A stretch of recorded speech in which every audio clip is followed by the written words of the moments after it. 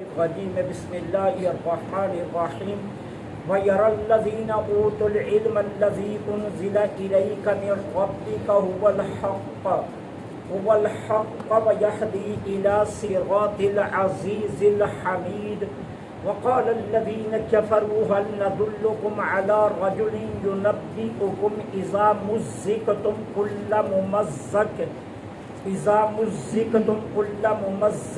إنكم لفي خلق جديد صدق الله العظيم ويرى الذين اور علم ہے اور جانتے ہیں وہ اوت العلم جو صاحب علم ہیں الذی انزل الیک اس کو جو اتارا آپ کی طرف من ربی کا آپ کے رب نے هو الحق وہی حق ہے ویہدی اور وہی ہدایت دیتا ہے اس راستے کی طرف یا اس کے راستے کی طرف العزیز جو غالب ہے الحمید اور جو تعریف کے لائق ہے وقال الذین کفروا اور کافروں نے کہا هل ندلکم کیا ہم تمہیں نہ بتائیں علی رجل ایک ایسا مرد ینبئکم جو تمہیں خبر دیتا ہے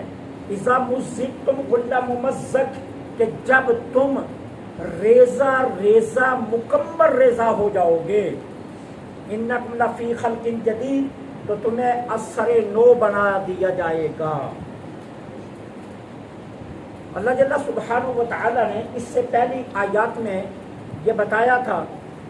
اور ارشاد فرمایا تھا کہ جو کفار ہیں اور جو مشرکین ہیں وہ وحی الہی کا انکار کرتے تھے اور قرآن کریم کو العیاذ باللہ باطل کہتے تھے۔ اب اللہ جل سبحانہ و تعالی ان کے مقابلے میں صحابہ کا ذکر فرما رہے ہیں کہ یہ وہ ہیں کہ جو وحی الہی کو حق مانتے ہیں اور قرآن کو اللہ کی سچی کتاب کہتے ہیں۔ اب ان کے ذکر کی ضرورت کیوں پڑی؟ ہمیشہ یہ ایک اصول ہے کہ چیز اپنی ضد سے پہچانی جاتی ہے۔ ٹھنڈے پانی کی تاثیر گرم پانی کو دیکھ کر پتہ چلتی ہے، رات کی تاریکی دن کے اجالے سے معلوم ہوتی ہے، حق باطل کے مقابلے میں سامنے آتا ہے، سفیدی سیاہی سے جدا ہو کر پھر پتہ چلتا ہے، ہر چیز اپنی ضد سے پہچانی جاتی ہے۔ اب مشرکین اور کفار کے مقابلے میں ضد والے کون ہیں؟ اہل ایمان۔ کہ اہل ایمان جب سامنے رکھے جائیں گے تو پھر کافروں کی پہچان، یا جب کافروں کو دیکھیں گے تو اہل ایمان کی پہچان ہوگی، چیز اپنی ضد سے پہچانی جاتی ہے۔ اب اللہ جل سبحانہ و تعالی نے یہاں اہل علم صحابہ کو اہل علم سے تعبیر کیا، اوت العلم جن کو علم دیا گیا۔ اب اس سے مراد صحابہ بھی ہیں، اس سے مراد سرکار کی ساری امت کے علماء بھی ہیں کہ صحابہ کو بھی علم ہے اور قیامت تک علماء ملت کو بھی اس بات کا علم رہے گا اور ہے کہ قرآن اللہ کی سچی کتاب ہے اور وہی یہ سچا پیغام حق ہے۔ اس لیے فرمایا جانتے ہیں وہ کہ جو صاحبان علم ہے کہ اللہ نے جو آپ کی طرف نازل کیا وہی حق ہے اور یہی کتاب اس راستے کی طرف ہدایت کرتی ہے، رہنمائی کرتی ہے کہ جو راستہ ہے اس رب کا جو عزیز غالب ہے الحمید حمد کے لائق۔ یہی کتاب بتا رہی ہے اللہ کی جانب کا راستہ، دنیا کی کوئی کتاب اس کے سوا رہنمائی نہیں کر رہی ہے۔ آپ ساری زندگی انگلش پڑھتے رہیں، بیالوجی پڑھتے رہیں، کیمسٹری پڑھتے رہیں، میتھ پڑھتے رہیں، سائنس پڑھتے رہیں، آپ رب تک نہیں پہنچ سکتے جتنی دیر تک کہ آپ اپنا رشتہ قرآن سے نہیں جوڑیں گے۔ قرآن سے جوڑنے سے رشتہ آپ رب کی جانب اور ان راستوں کے آپ راہی بنیں گے، مسافر بنیں گے جو اللہ کی جانب جا رہے ہیں۔ اب اس کے بعد فرمایا وقال الذین کفروا، اور کافر کہتے تھے کیا ہم تمہیں ایک ایسے مرد کی طرف رہنمائی نہ کریں جو یہ خبر دیتا ہے کہ جب تم گل کر سڑ کر ریزہ ریزہ اور مکمل ریزہ ہو جاؤ گے۔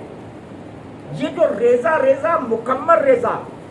یہ کافروں کا جو قیامت کے متعلق انکار کی شدت تھی اس کو بیان کیا گیا کہ دیکھیں نا، تصور ہوتا ہے نا کہ یہ چیز ریزہ ریزہ ہو گئی،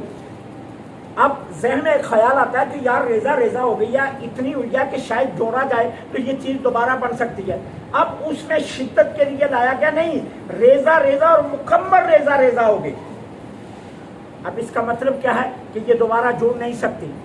اب کفار اور مشرکین قیامت کے متعلق اتنی ہی شدت سے انکار کرتے تھے کہ بھلا بتاؤ جو 10 سال یا 10,000 سال قبر میں پڑا رہا اور قبر کی مٹی کے ساتھ پھٹ کر گل کر سڑ کر ریزہ ریزہ اور اس طرح مکمل ریزہ ریزہ ہو گیا کہ اس کی قبر کی مٹی اور اس کے وجود کی شناخت ختم ہو گئی ہے، بھلا ایسا بھی ہو سکتا ہے کہ وہ دوبارہ زندہ ہو جائے گا؟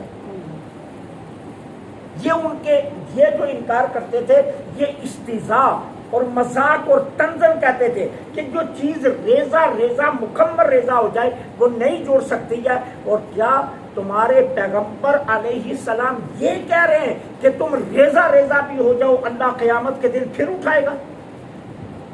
تو وہ قیامت کی شدت کا ساتھ دوبارہ اٹھنے کا انکار کرتے تھے، اور یہ انکار ان کا کس طرح تھا؟ تنزن اور مذاقن، کہ ہم تمہیں ایک ایسا بندہ نہ بتائیں، یہ حضور کی جانب ان کا اشارہ تھا کہ ایک ایسی شخصیت، ایک ایسا بندہ نہ بتائیں تمہیں کہ جو یہ کہتا ہے کہ جب تم مکمل ریزہ ریزہ مکمل ریزہ ہو جاؤ گے اور پھر تمہیں دوبارہ نئے سرے سے بنا لیا جائے گا۔